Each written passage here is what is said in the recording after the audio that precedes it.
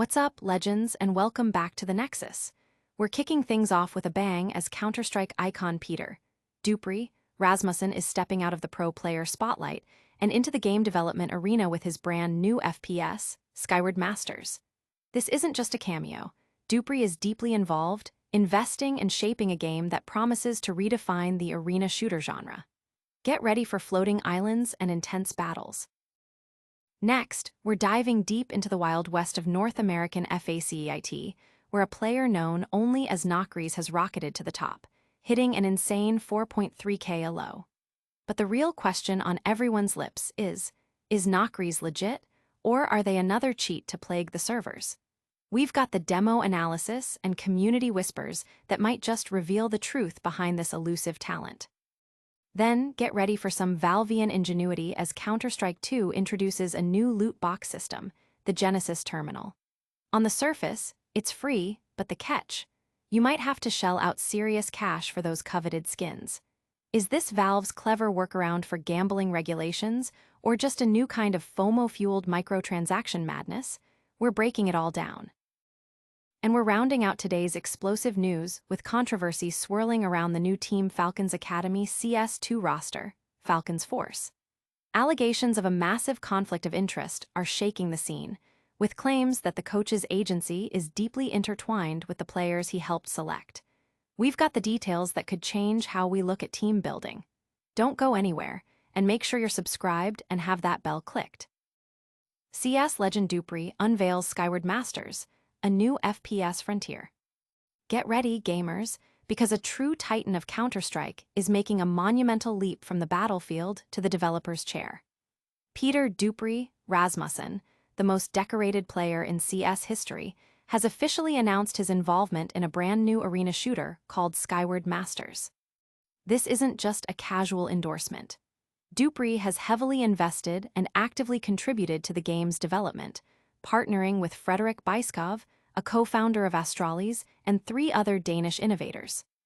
Skyward Masters is described as a lightning-fast arena FPS where 4 teams clash across dynamic, ever-changing floating islands. The game has been brewing for 2.5 years under the banner of Triner Entertainment, and it's slated for a 2027 release, with Steam wishlisting options coming soon. Players can also sign up for newsletters and closed playtests to get an early taste. The developers boldly claim Skyward Masters will forge a new path within the arena shooter genre, and with esports ambitions that aim to rival giants like Counter-Strike, Fortnite, and League of Legends, the hype is real. dupreeh himself expressed his passion, stating, "Skyward Masters combines intense action with tactical elements in a way that I believe will appeal to both casual gamers and hardcore competitors. It's a dream project, and I'm incredibly excited to build it together with the team." Despite this massive undertaking, dupreeh assures fans he's not leaving CS behind, with continued talent work on the horizon. This move has sent ripples through the gaming community, with fans eager to see if dupreeh's legendary competitive insight can translate into a groundbreaking game. The prospect of a new major esports title, backed by such a decorated champion, has ignited discussions about the future of competitive FPS games. But before we get too lost in the clouds, hold onto your hats because the drama in Counter-Strike 2 is far from over. We're about to investigate a player whose insane skill has everyone asking, is Nocries the next big thing, or is something far more sinister at play? Is NEEVE.PRO's one-player Nocries cheating? The case of the elusive talent. The North American Counter-Strike 2 scene is abuzz, and at the center of the storm is a player named Nocries, who has inexplicably climbed to the top of the FACEIT ladder with a staggering 4.3K elo. The mystery deepens with the fact that very little is known about this player, and many are questioning why they haven't faced a ban yet, especially given CS2's ongoing struggle with cheaters. When a player emerges with skills reminiscent of recent prodigies, skepticism is natural. So who is Nocries, and are they a legitimate rising star or another player exploiting the system? The analysis of Nocries' demos, particularly those reviewed by content creator Ostinks, has been largely inconclusive for many. Even in their most dominant performances, Nocries rarely secures kills without prior information, and even flashy plays, like a Dust 2 pistol round, can be explained by excellent positioning and game sense rather than blatant cheating. The only instance that raises a slight suspicion involves smoke spam, but overall, the DMOS appear remarkably clean. Furthermore, nocries isn't infallible. They are diligent but not entirely immune to being caught off guard, suggesting an experienced player with high-level game sense, regardless of cheat usage. The debate gained traction when MOUZ player Jimfat reposted a comment on X from user Gilo, stating, "Watched a couple of DMOS and honestly think he may just be a very good player. Nothing stood out as suspicious beyond reasonable doubt, at all really." This sentiment, coming from a professional player, lends credence to the idea that nocries might simply be exceptionally skilled. However, Gilo also pointed out the alarming state of NEEVE.PRO, suggesting that nocries' dominance might be a reflection of the declining skill level in the region, a sentiment echoed by viral clips of other pros struggling on NA servers. This leads to speculation that nocries could be another ROPS at FACEIT HQ situation, an incredibly skilled player in a less competitive environment. While there isn't enough concrete evidence for a ban, the theory that nocries might be using a secondary account is gaining traction, which could be a bannable offense if discovered. Reaching such a high elo in just over 1,000 matches is seen by some as implausible for a newer player, suggesting significant prior experience. This adds another layer to the legend of nocries. Are they a seasoned pro testing the waters on a smurf, a genuine prodigy destined for greatness, or simply a cheater whose true nature will become clear in hindsight? Only time will tell. But the controversies don't stop there. Valve is back in the headlines, this time for a new CS2 system that's got players questioning if it's a clever innovation or just gambling with extra steps. Stay tuned. Valve's Genesis Terminal, CS2's new loot box system, skirts gambling laws. Valve, a company synonymous with player-funded microtransactions, has once again found a creative way to engage its player base with in-game cosmetics in Counter-Strike 2. In an era where gambling regulations are tightening globally, particularly concerning loot boxes, Valve has introduced the Genesis Terminal system. This new feature, launched on September 16th, offers players a weekly, free loot box, but with a twist that has ignited debate within the community. The Genesis Terminal provides players with one cosmetic item per week through an in-game terminal. The catch lies in the selection process. Players are shown skins one at a time and must decline the current offer to see the next, with no option to revisit declined items. This push-your-luck mechanic presents players with a dilemma: accept a decent skin or risk rolling for a potentially better one. However, the free aspect quickly becomes complicated. Each presented cosmetic comes with a direct purchase price from Valve. While some skins might be affordable, like a 30-cent pistol skin, the rarest items can command prices approaching $1,600, blurring the lines between microtransactions and macrotransactions. Community reaction has been largely critical, with comments like, "Valve came up with an item shop that's somehow worse than gambling," surfacing. While these skins can be sold on the marketplace after a week, there's no guarantee of recouping the purchase cost.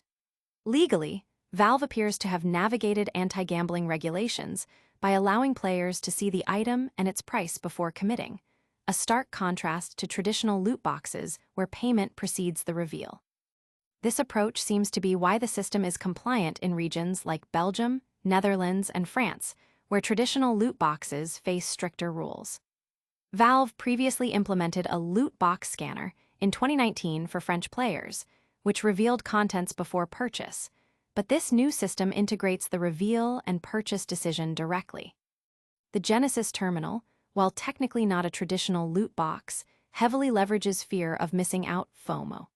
The excitement of potentially winning a rare item is immediately tempered by the high price tag, forcing players to decide whether to pay a significant sum for an item they initially perceived as a prize.